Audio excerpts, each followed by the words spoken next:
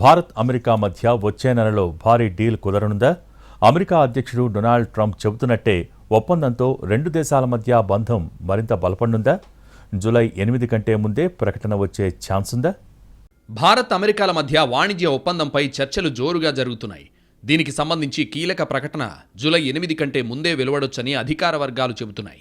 ఇప్పటికే ఈ చర్చలకు నాయకత్వం వహిస్తున్న వాణిజ్య శాఖ అధికారులు వాషింగ్టన్లో తుది విడత సంప్రదింపులు మొదలుపెట్టారు. ట్రంప్ విధించిన టారిఫ్ల సస్పెన్షన్ జూలై 9వ తేదీ వరకు మాత్రమే అమల్లో ఉంటుంది. ఈ డెడ్లైన్ను మరోసారి పొడిగించే ఉద్దేశం లేదని అమెరికా అధ్యక్షుడు డొనాల్డ్ ట్రంప్ ఇప్పటికే ప్రకటించారు. అతి త్వరలోనే టారిఫ్లు అమల్లోకొస్తాయని స్పష్టం చేశారు. భారత్ నుంచి చేసుకునే దిగుమతులపై విధించిన 26% టారిఫ్ జూలై 9 వరకు అమల్లోకి రాదు.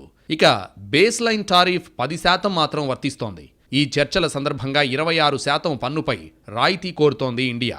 భారత్ అమెరికా వాణిజ్య ఒప్పందంలో వ్యవసాయం, automobile, industrial goods, labour intensive ప్రోడక్ట్లపైనే దృష్టి పెట్టింది. ముఖ్యంగా వ్యవసాయం, డైరీ రంగాల విషయంలో ఇరు దేశాల మధ్య అనేక చిక్కుముడులు ఉన్నాయి. భారత్ పాల ఉత్పత్తుల మార్కెట్ను విదేశీ సంస్థల కోసం తెరిచేందుకు సిద్ధంగా లేదు.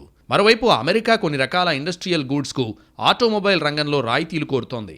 విద్యుత్ కార్లు, wines, petrochemicals, dairy, apple, nuts, జన్యుపరమైన మార్పులు చేసిన పంటల విషయంలో లబ్ధి కోసం అమెరికా పట్టుబడుతోంది.